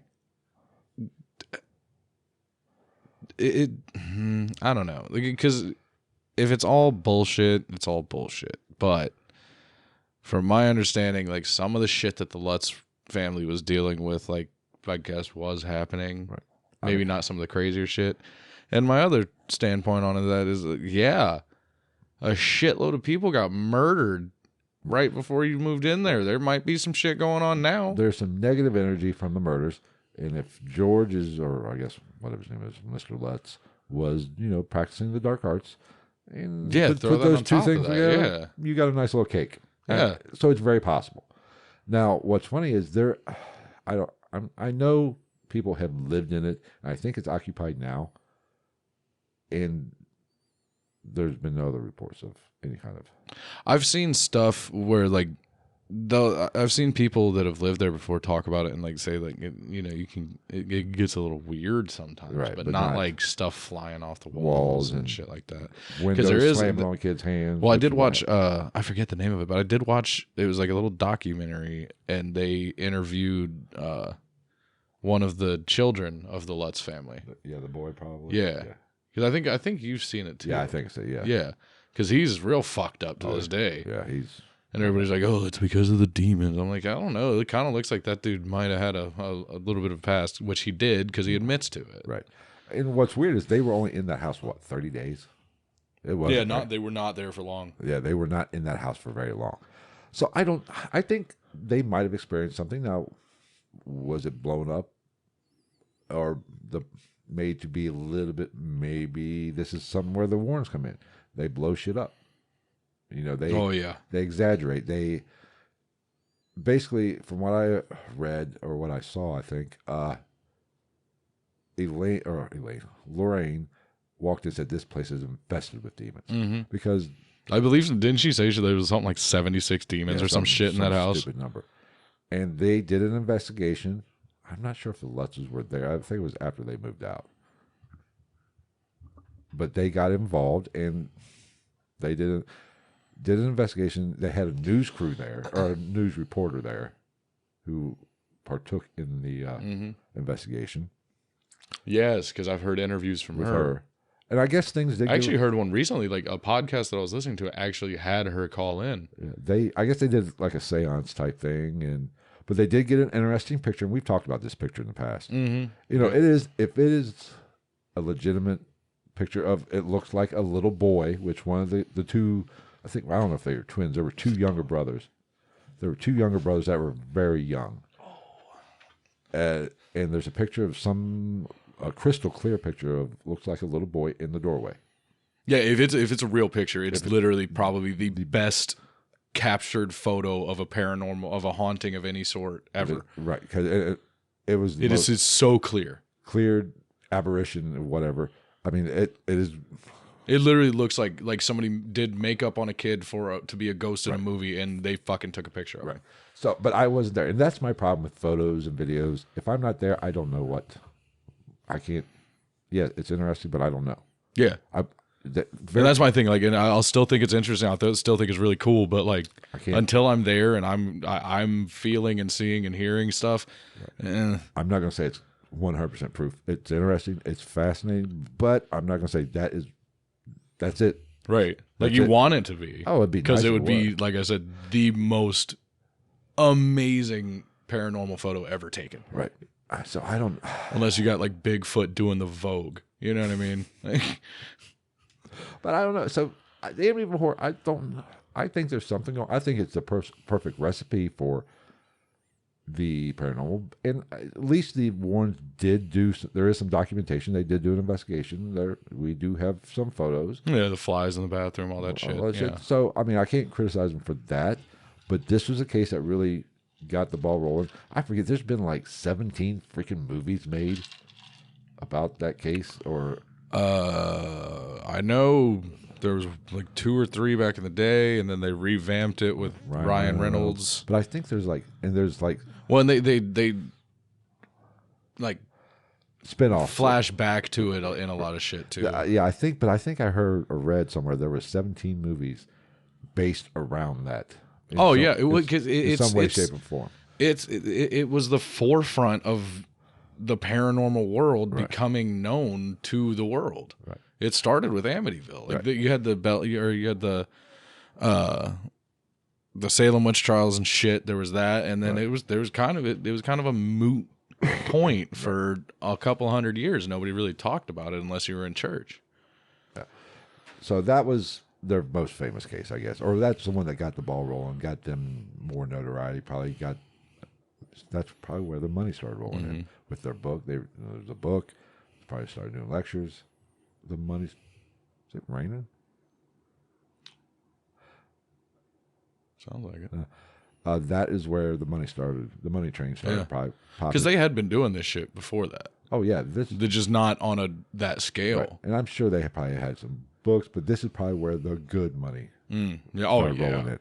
Once you're portrayed in a movie, right? Which was Amityville was it wasn't fucking. Like, maybe not right away, but like over the next, I'd say over the next 10, 15 years, 20 years, which Ed and Lorraine were both alive for, that movie was fucking huge. Yeah. Everybody saw that shit. Yeah. Everybody. Yeah. But let's move on to the Parent Family. You know which one's the Parent Family? Yeah. The Conjuring, the movie, the original Conjuring movie is Bill Wilkins. The parent. God, I want to do it so bad. I know you know what I'm talking about, but I'm not going to steal another podcast gimmick. The Parent Family, basically, if you've seen the movie Conjuring, that was their story, which had nothing to do with Annabelle. That was just a nice little setup for the franchise. But apparently, and it's really kind of interesting. It's kind of it was a family spent all their money on a house, like the Lutz family, sunk their life savings into a house, and they lived. Of course, I did hear they lived there for 10 years. These people lived in that house for 10 years. Now I don't know exactly. I would assume it was fairly early on when the activity started, but apparently there was a witch had sacrificed her son there, or I forget. Her kid. I don't know the gender. It was a boy, I believe. Let me see here. Yes, well, it's 2021. A witch, she sacrificed them. But what the fuck? Oh, the Warrens believed Carolyn, who was the mother, who was got possessed essentially, was possessed by I can't even pronounce that. Bathsheba. Yeah. She was known to be a practicing witch, sacrificed her baby to the devil. And this is one of my problems with the Warrens. And we talked about this. Everything's a demon. Everything's saddle up, because that's a lot of excitement out of Phil out of nowhere. I'm erect right now. I've been erect since we started. Everything's religious based. And they believe that this witch sacrificed to the devil. No. The devil doesn't give a flying fuck about your sacrifices. Right. This was about... Not everything is about Satan. Witchcraft is not about Satan. Witchcraft is is paganism. Has nothing to do with Satanism. Yeah. Well, Satanism gets a bad rap for real. Like the people who practice the satanic religion, they're not as batshit crazy as everybody thinks they are. Like from what I understand, most Satanists don't believe in killing living things, be it human or animal, unless they cross you or do you harm. Yeah. Kind of thing. But it's not about fucking Satan. It's not about heaven and hell at this point. Well, even that, I think, not to interrupt you, but I think that a lot of that, the crossing or doing wrong thing, a lot of that I do believe kind of circles back to Aleister Crowley.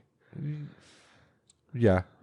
Aleister Crowley. Because a lot of the stuff, like there's not to say that it's not, his shit is not put into the practice now, but like a lot of the stuff that he came up with has kind of molded itself into being known as a little group of like Satanism, occult, stuff like that. I forget what there's a name for that group.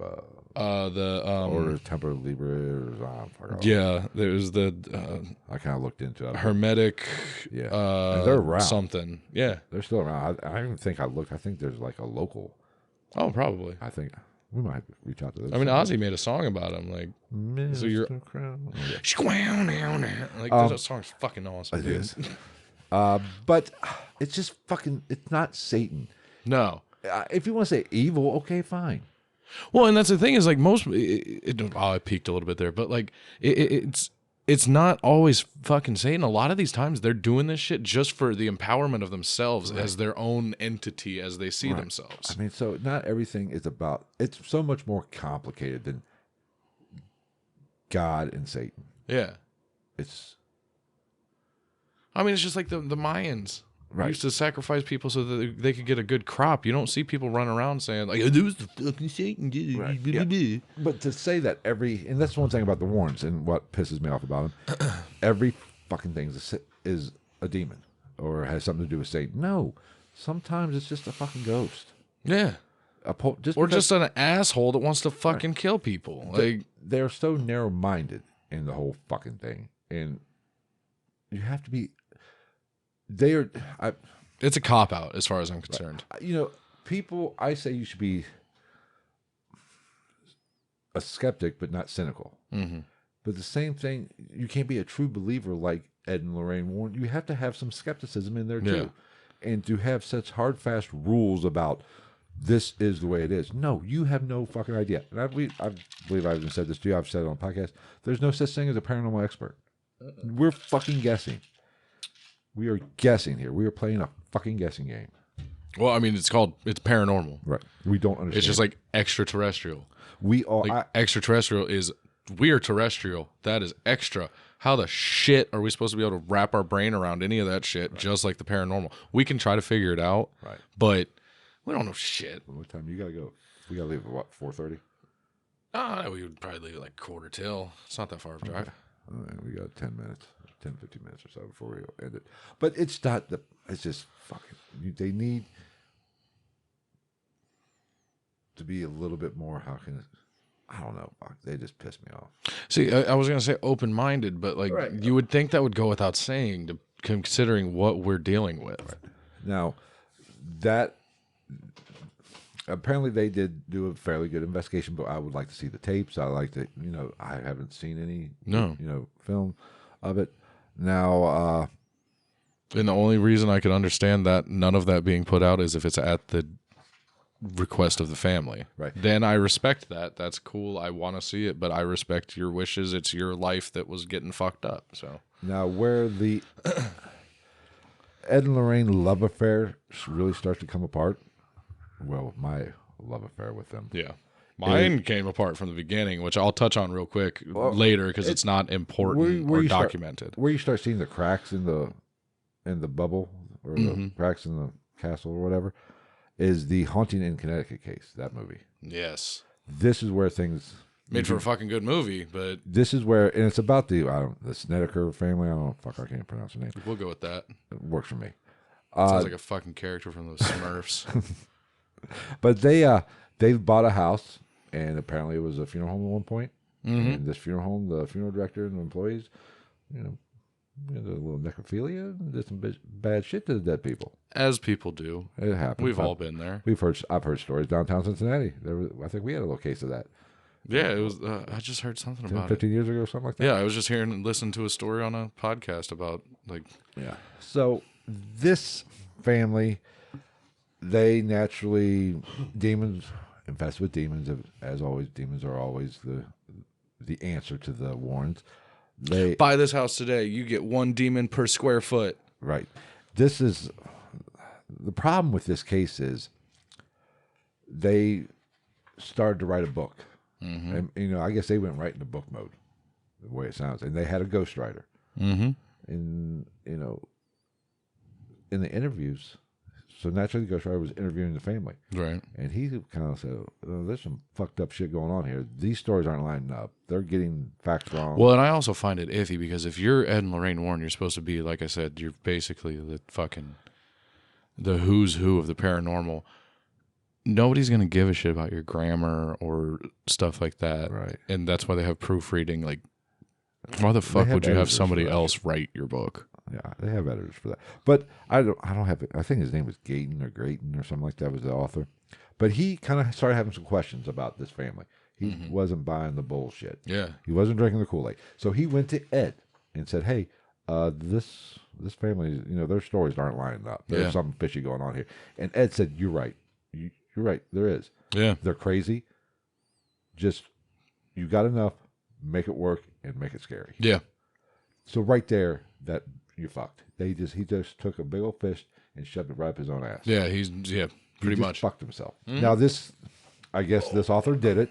This writer did it, and I guess he came. If we're taking him at face value, maybe he's making the whole thing up. Maybe Ed never said that. I don't know. But I mean, like, what reason the guy for the dude that wrote that book and is going to fucking make money off that book? What would he have to gain from making false allegations against the person who is the subject matter of his book? So I don't know. I would lean, from what I've known and what I've studied, I'm going to lean to this guy wasn't bullshitting us. He had probably, at least not entirely. There is some definite truth to Ed. Because not even just from the book, just reading different versions of the story from this platform or the other, you get a lot of inconsistencies. Right. So I don't know. This family did have drug problems. They had alcohol problems. Yeah. And not that I feel sorry for them, but that does have an effect on your psyche. You might start seeing. I'm sure last night I probably saw a few demons. Yeah. But so this family had issues. I don't know. Now, but like I said, this was where they start losing a lot of credibility. I have to say, once you lie to me, you're always a liar. Right. I can't trust everything you say. I have to look. Right, especially when you're dealing with something that's actually a thing. It's not like if I farted and told you it wasn't me. Right. Like, but if you lie to me, I can't take you at face value anymore. I'm going to have to do a little bit more research now. Right. I'm going to have to be a little bit skeptical when you lie to me. Right. About what it doesn't mean you're going to lie to me all the time, but when you do tell me the truth, I'm going to have to look a little bit further. Mm-hmm. And when the minute this came out of his mouth, it threw all of his cases into question. And there was even some more of the Enfield? The Enfield poltergeist in Great Britain or UK or whatever. They really weren't even involved in that. Yeah. They interviewed after the fact. Mm-hmm. And I think that is what the Conjuring 3 movie is based about. Yeah. They didn't investigate that. They just went and interviewed the kids. Mm-hmm. And they naturally said it was the demonic infestation, their go-to. Yeah. And where they really got thrown to fucking, one of the girls came back years later and said, "We made it all up." Yeah. They said, "We faked it." Yeah. And I forget who it is or I can't remember which case it was, but I want to say it was the Conjuring case. I'm pretty sure that, the parent family? Yeah, I'm pretty sure that I could be wrong. I'm on which case this is, but I saw in a couple different places that one of the families, I believe it was that family, told Ed and Lorraine to leave because it was worse when they were there. They said, like, we can live with what's going on. It's not that bad. But every time you guys come along and you stir it the fuck up and you piss it off and it gets bad. Which is not out of the question. It happens. Yeah. I mean, you can make things worse. Especially because I was thinking about it. I was like, man, like, I might be thinking a little far into it. But if you take it as something somewhere is like, no, fuck you guys. You guys are out here making money off people and making a mockery out of me and my cohorts as spirits. I don't like you. Right. Like, but it's a far reach, but if that makes sense in my head, if I was a fucking spirit and they came along, I'd be like, no, fuck these guys. Right.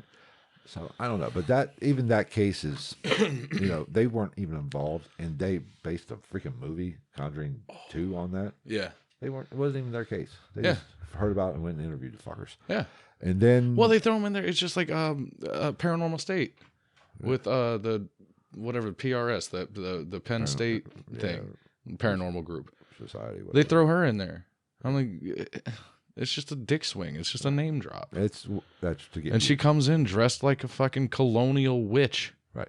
She got the big fucking stupid collars and shit. I mean, Which again, R.I.P. Like, but I know. I'm just saying. It's a style. Now there was one more case that really kind of in the top 4. These are the top 4, I would say. That is the because there's. Oh, they've thousands. Yeah, at least I'd say at least 1,500, 2,000 for sure. Yeah, these are the 4 that kind of it could be a little question. Are the most popular and kind of the ones that definitely the easiest ones to get information on. Throw a question into is the devil made me do it case. The 12-year-old boy that killed the landlord of his brother or sister. I don't know. I don't know. The one that was he was just fucking crazy. Yeah, he had mental issues. Yeah, he was nuts. And basically, they said he was being possessed. They tried to exorcise him several times, I guess. Mm-hmm. I even heard the brother or the boyfriend of the sister kind of might have had some issues. Maybe I guess at one point he said, "Come to me, leave him alone, take me over." Yeah. And I guess he had some things going on, whatever. But I guess they tried this case, and they tried to use the paranormal plea. Mm-hmm.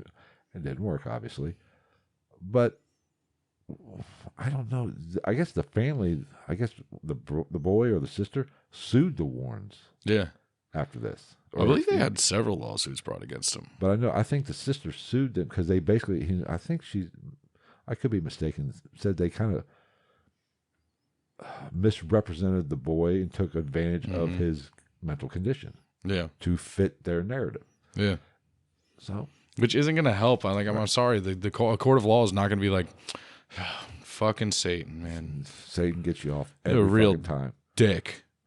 Satan just whacked you off. Sir, you're going to jail for life. Satan, you're getting 5 to 10, 3 for good time. And time plus time served. Yes. So I don't know. I mean, I'm sure, and I'm not even saying, Lorraine was a medium, clairvoyant. I'm not even doubting her abilities. Now, I do doubt. I'm sure Ed Warren was very knowledgeable. He probably knew a lot because he researched a lot, but he wasn't classically trained. Yeah, and see, that's where I feel weird because I'm not totally downplaying. I guarantee they know more about this shit than I do, but it's the amount of shit that doesn't add up and the way they went about so much stuff. I'm not a fan of, and I don't fucking buy it. Right, and and when it comes to mediums, I've always said there's good and bad. And I think they're reading energy, and they can be fucking wrong. Mm-hmm. They can misinterpret something. Yeah. They're not getting a ghost or in their mind something saying, Bob is coming. Find Bob and tell him I love him and I'm sorry I did this. Right. They're getting energy, I believe, and they are, I think we all get that energy. It's just they can interpret it a little bit better. Yeah. People have that misconception that like something just is sitting here talking to them like that. Like, no, if anything, they're just kind of sending little signals in your brain, or they might get a vision of that's something. why they walk around for a while because it's like you're basically putting together a puzzle of just and they can be waves of shit that's being thrown in your brain, and they're just getting visual snapshots of shit. They are interpreting it, and they can be wrong. Now, I'm not even saying she was complete fake. She probably was an empath. She probably did have some abilities. Fuck it, we talked about it. I feel like I am sensitive to shit more than most people. But by no means, I'm not out here fucking getting signals and being like, there's gonna be a purple ball rolling across the front yard in 5 minutes. So, but I don't fucking know. I mean, I think money corrupted them. Oh, yeah. I'd bet my bottom dollar they started out with great intentions, but they had to keep, once the money got involved, they had to keep the which rolling. Leads me to what I was talking about earlier that I said I'd touch on is the number one thing that I found out that made me not fucking like them, and I've told you this, or not like the way they do things and the way they handled shit and carried themselves, is back in the day before they were famous, it was said that they would do walkarounds, and Lorraine would basically just stare at houses and tell Ed what she was sensing and feeling and seeing, and he would draw it, and they would go to the front door and show it to him. Right. And then I'd be hard pressed to have somebody try to tell me that they didn't get paid money to help quote unquote help that family get rid of that shit, because that's automatically bullshit in my mind, because all you got to do is you could walk up to a house that just fucking finished construction yesterday, like, and just draw like jack-o'-lanterns with fucking ghost tails coming out of the walls and the windows and shit, and be like, I see you're wearing a cross. Do you love our Lord and Savior Jesus Christ? Check this shit out. Right. And you're going to freak somebody out, especially back in the 50s and the 60s and the 70s. Like I said, when religion was just much more relevant and much more powerful in society and people's lives. Right. I agree 100%. And there's one more thing I want to talk about before we got to get out of here. Is the Book of Shadows. Have you heard this story? A little bit, not a whole lot, because it's I have trouble reading too far into any of the books for the most part. At their occult museum, they have something. They did an interview, was taking a tour, and they showed this Book of Shadow. I forget, necromancy or whatever. Mm-hmm. And he said this is a medieval book translated into English. No good can come from reading it. People have issues with this, and it has been proven that it is a freaking modern, basically piece of fiction. Yeah, they just took a little bit of ritual magic and white magic, and it was faked. And he basically bought into it. He was sold a bill of goods. Mm-hmm. Now, if he was such an expert, my point is the paranormal is hard. There's no such thing as expert. He got fooled. Yeah. Now, did he recant and kind of say, "Okay, that got me"? Probably not. I haven't found anywhere where. No, why would you not ride the wave still? He kept, from what everything I thought, he kept pushing it. Yeah, and it wasn't what naturally. It wasn't what he said it was. It was a fake.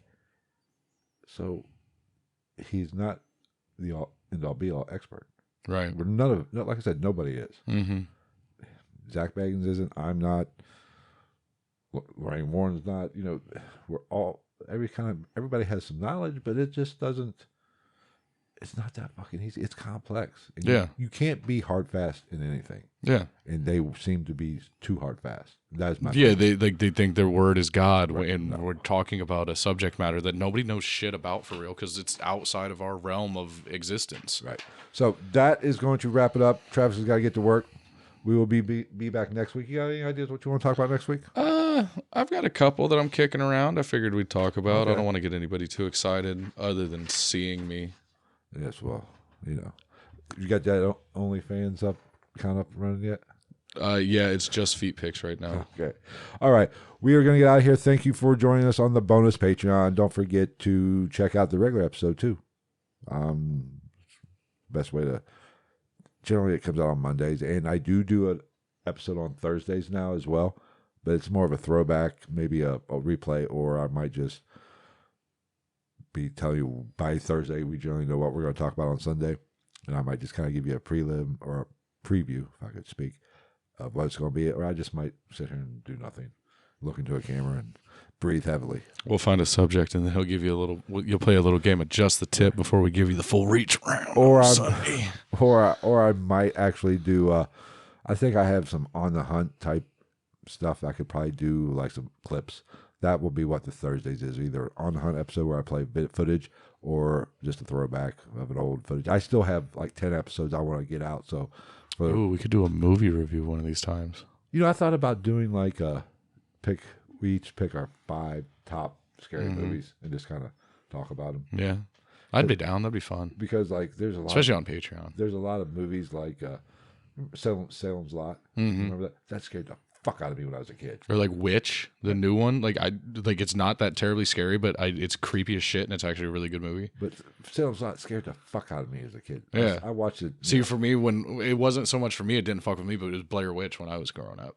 Yeah, but I watched it like a couple years ago. I'm like, this is fucking almost. Or like The Exorcist, everybody's passing out and throwing up in the theater, and now you watch and you're like, this shit is fucking stupid. Fuck Linda Blair. It's kind of fucking funny, kind of, But yeah, stuff like that. I mean, because there's a boatload of them. Yeah, we'll have to do that. All right, we're out of here.